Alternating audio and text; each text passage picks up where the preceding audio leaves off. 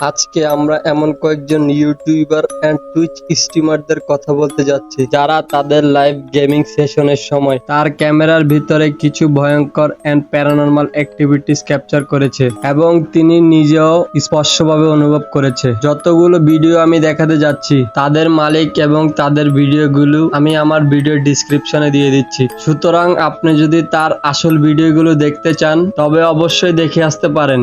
আজকের আমাদের প্রথম ব্যক্তি হলো ক্যারিমিনাটি। বন্ধুরা, আপনি যদি ইন্ডিয়া থেকে থাকেন তাহলে ক্যারিমিনাটির মতো একটি বড় রোস্টার সম্পর্কে জানেন না এমন সম্ভাবনা খুবই কম। আজ থেকে অনেকদিন আগে তিনি আউটক্লাস 2 নামের একটি হরর গেমের লাইভ স্ট্রিম করছিল তার দ্বিতীয় চ্যানেলের মধ্যে, যার নাম ক্যারে ইজ লাইভ। এবং বন্ধুরা, সেই অধিবেশনের মাঝখানে তাদের সাথে এমন কিছু ঘটে যা পুরো জনসাধারণ এবং ক্যারিমিনাটি নিজেও অনেক ভয় পেয়ে যায়। লাইভ স্ট্রিম চলাকালীন যখন সে খেলছিল, মানুষের কমেন্ট আসা শুরু করে যে তোমার পিছনে দেওয়ালে লোগো লাগানো আছে, ওখানের এক অংশ খুলে পড়ে গেছে। আর যখনই ক্যারিমিনাটি পিছনে ফিরে তাকায় তখন সে দেখতে পেল যে তার ক্যারিমিনাটি নামের থেকে এম অক্ষরটি খুলে পড়ে গেছে এবং ঝুলে আছে। তবে এই জিনিস দ্বারা এতটা প্রভাবিত না হয়ে তিনি তার লাইভ স্ট্রিম চালিয়ে যান এবং তার অডিয়েন্সদের কথা এতটা মাথায় নেয়নি। তাই ক্যারিমিনাটির সাথে ঘটে যাওয়া এই একটি ছোট্ট ক্লিপ। अब देखो। ओए, ये क्या हुआ? फक! तुम लोगों ने देखा ये क्या हुआ? बैंचोद! बैंचो एसी भी नहीं चल रहा। ये क्या हुआ? कार फट गई।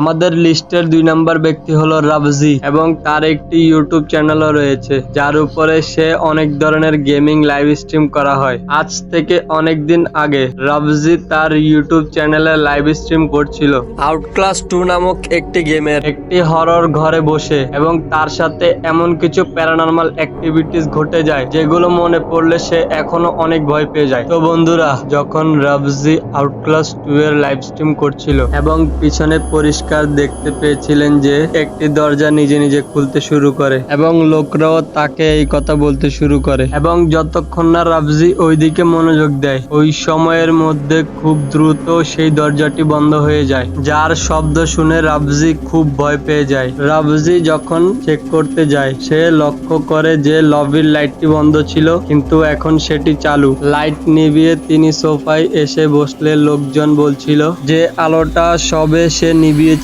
তা আবার জ্বলে উঠেছে। সে আবারও ওই লাইটটি বন্ধ করে আসে কিন্তু সে লাইটটি আবারও জ্বলে উঠে যায়। এইবার সে লাইট অফ করতে গেলে সে সেখানে দাঁড়িয়ে দেখার সিদ্ধান্ত নেয় যে এটা কারো দুষ্টামি নয়। তো দেখতে পেল যে সয়াতনের গেটটি তাদের সামনে আবারও খুলতে শুরু করেছে, এবং যখন তারা এই গেটটির দিকে মনোযোগ দিচ্ছিলই না তখন সেই গেটটি প্রচুর জোরে বন্ধ হয়ে যায়। যদিও এইসবের উপেক্ষা করে তার লাইভ স্ট্রিম চালিয়ে যান এবং মানুষদের সাথে কথা বলতে থাকেন। যখনই এই কাজ করেছিল একটি টুলের উপরে পড়ে থাকা বক্স যা তার পিছনে ছিল প্রচন্ড শক্তিতে মাটির দিকে পড়ে যান, যেন কেউ তাকে খুব জোরে ধাক্কা দিয়েছে, এবং এটি দীর্ঘকাল ধরে চলতে থাকে। যদিও রাবজি এত কিছুর পরে বলেছিলেন এখন সে এইসব নিয়ে ভয় পান না আর এটা তার জন্য স্বাভাবিক হয়ে গেছে। এইসবের উপেক্ষা করে তিনি তার লাইভ স্ট্রিমিং এ ফিরে গেছেন এবং আবারও তার দর্শকদের বিনোদন দেওয়া শুরু করেছে। তো বন্ধুরা, এখানে রাবজির সাথে ঘটে যাওয়া এই একটি ছোট্ট clip.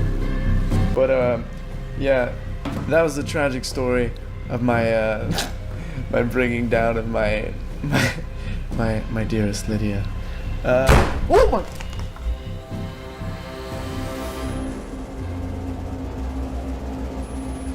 The fuck was that?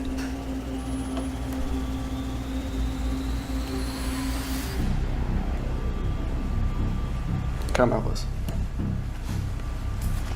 Elvis, let go of my headphones.